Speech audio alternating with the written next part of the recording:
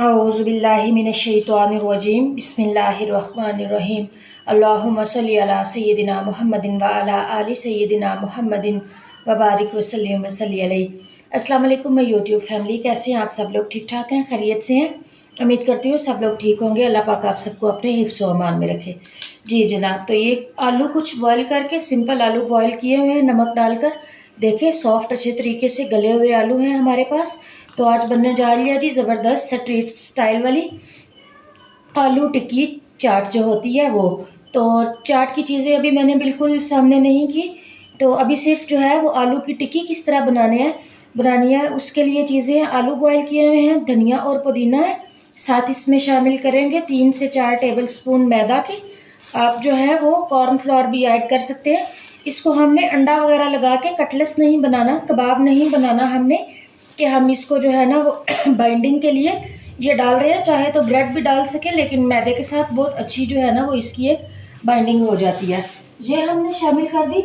साथ मेरे पास आ गए कुछ स्पाइसेस, नमक, सफ़ेद ज़ीरा पिसा हुआ, खुश्क धनिया पिसा हुआ, साथ हमारे पास आ गया गरम मसाला पिसा हुआ, अजवाइन, सुरख मिर्च और ये धड़ा मिर्च। सब चीज़ों को शामिल कर लेते हैं और अच्छे से मिक्स कर लेते हैं।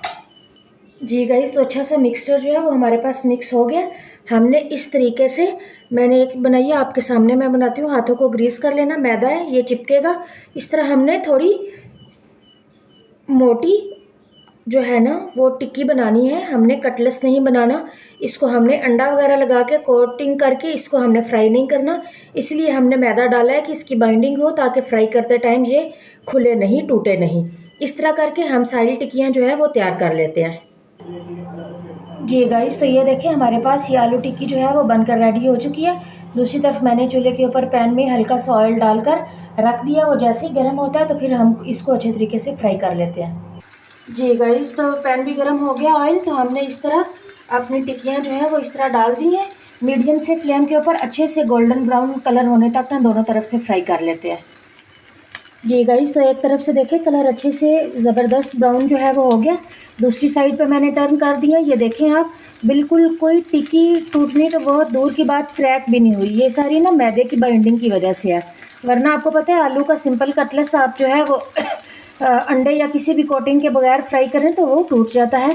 तो इस तरह ही दूसरी तरफ से भी कलर अच्छा सा ब्राउन हो जाता है, तो हम इसको ऑयल से निकाल लेते हैं।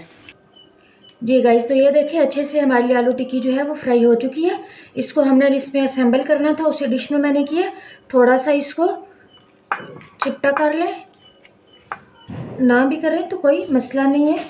इस तरह से हमने बाकी सारी चीज़ें इतनी ज़्यादा नहीं डालनी कि आलू की टिक्की का बीच में टेस्ट नहीं आए, थोड़ी थोड़ी चीज़ें। सबसे पहले चले गए प्याज, इस तरह, टमाटर, बूंदी,